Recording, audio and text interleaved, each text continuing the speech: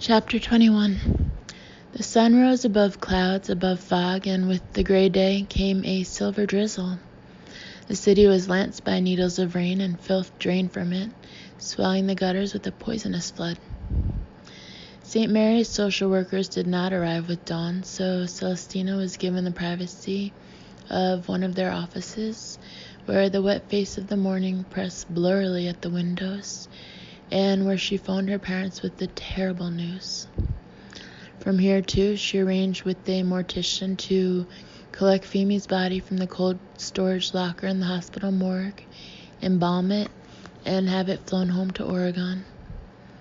Her mother and father wept bitterly, but Celestina remained composed. She had much to do, many decisions to make, before she accompanied her sister's body on the flight out of San Francisco. When finally her obligations were met, she would allow herself to feel the loss, the misery against which she was now armored. Feemy deserved dignity in this final journey to her northern grave. When Celestina had no further calls left to make, Dr. Lipscomb came to her. He was no longer in his scrubs, but wore gray wool slacks and a blue cashmere sweater over a white shirt. Face somber, he looked less like an obstetrician engaged in the business of life than like a professor of philosophy forever pondering the inevitability of death. She started to get up from the chair behind the desk, but he encouraged her to stay seated. He stood at a window, staring down into the street, his profile to her, and in his silence he searched for the words to describe the something extraordinary that he had mentioned earlier. Droplets of rain shimmered on the glass and tracked downward. Reflections of those tracks appeared as stigmatic tears on the long face of the physician. When at last he spoke, real grief, quiet but profound, softened his voice. March 1st, 3 years ago, my wife and 2 sons, Danny and Harry, both 7, twins, were coming home from visiting her parents in New York. Shortly after takeoff, their plane went down.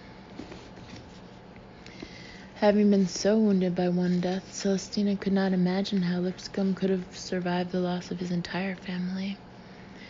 Pity knotted her heart and cinched her throat so that she spoke in little more than a whisper. Was that the American Airlines? He nodded. Mysteriously, on the first day of sunny weather in weeks, the 707 had crashed into Jamaica Bay, Queens, killing everyone aboard.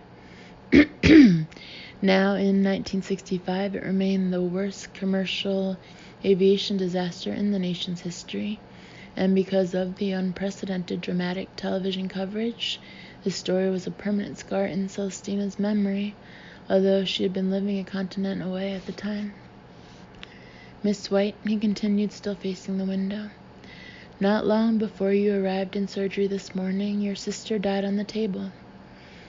We hadn't delivered the baby yet, and perhaps couldn't have done so by cesarean in time to prevent brain damage.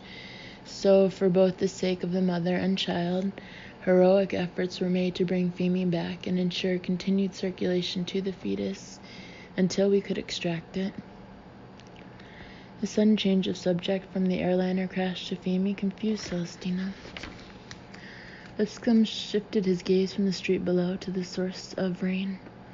Feemy was not gone long, perhaps a minute and 10 seconds at most, and when she was with us again, it was clear from her condition that the cardiac arrest was most likely secondary to a massive cerebral incident.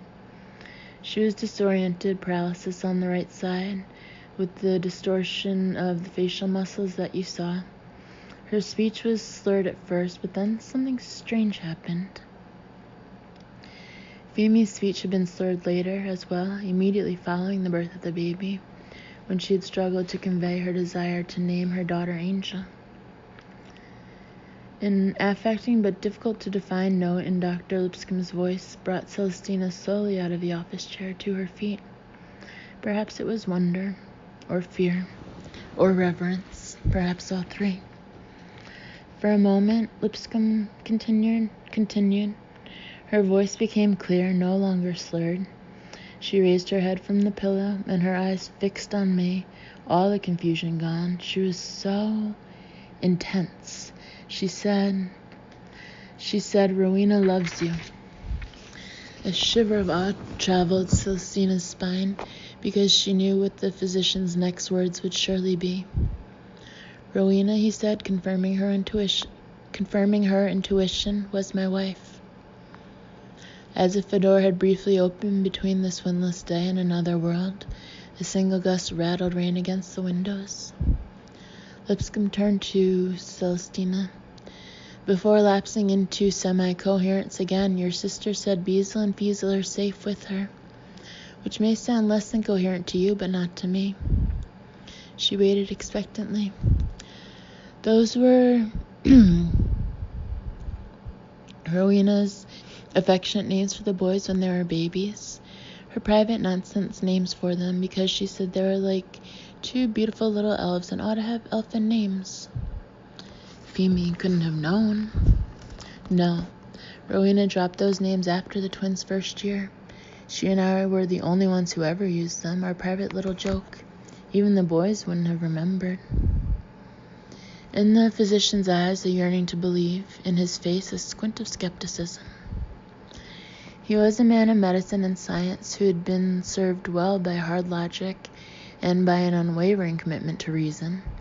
He wasn't prepared easily to accept the notion that logic and reason, while essential tools to anyone hoping to lead a full and happy life, were nevertheless insufficient to describe either the physical world or the human experience. Celestina was better equipped to embrace this transcendental experience for what it appeared to be. She was not one of those artists who celebrated chaos and disorder, or who found inspiration in pessimism and despair. Wherever her eyes came to rest, she saw order, purpose, exquisite design, and either the pale flicker or the fierce blaze of a humbling beauty. She perceived the uncanny not merely in old houses where ghosts were said to roam, or in eerie experiences like the one Lipscomb had described, but every day in the pattern of a tree's branches, in the rapturous play of a dog with a tennis ball, in the white whirling currents of a snowstorm, in every aspect of the natural world in which insoluble mystery was as fundamental a component as light and darkness, as matter and energy, as time and space. Did your sister have other curious experiences? Lipscomb asked. Nothing like this. Was she lucky at cards? No luckier than me. Premonitions? No. Psychic ability? She didn't have any. Might one day be scientifically verifiable. Unlike life after death, she asked. Hope on many wings hovered all around the physician, but he was afraid to let it roost. Celestina said Feemy wasn't a mind reader. That's science fiction, Dr. Lipscomb. He met her stare. He had no response. She didn't reach into your thoughts and pluck out the name Rowena or Beazle or Feazle. As though frightened of the gentle certainty in Celestina's eyes, the doctor turned away from her and toward the window once more. She moved beside him. For 1 minute, after her body stopped the first time, she wasn't here in St. Mary's, was she?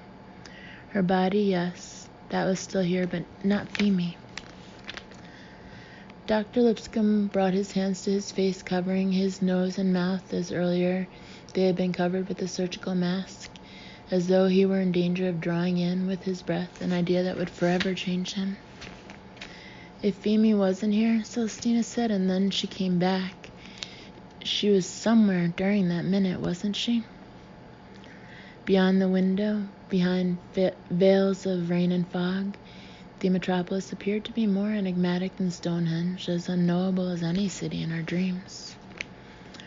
Behind his masking hands, the physician let out a thin sound, as though he were trying to pull from his heart an anguish that was embedded like a burr with countless sharp, hooked thorns. Celestina hesitated, feeling awkward, unsure. As always in uncertainty, she asked herself what her mother would do in this situation. Grace, of infinite grace, unfailingly did precisely the needed thing, knew exactly the right words to console, to enlighten, to charm a smile out of even the miserable. Often, however, the needed thing involved no words, because in our journey we so often feel abandoned, and we need only to be reassured that we are not alone. She placed her right hand on his shoulder. At her touch, she felt a tension go out of the doctor.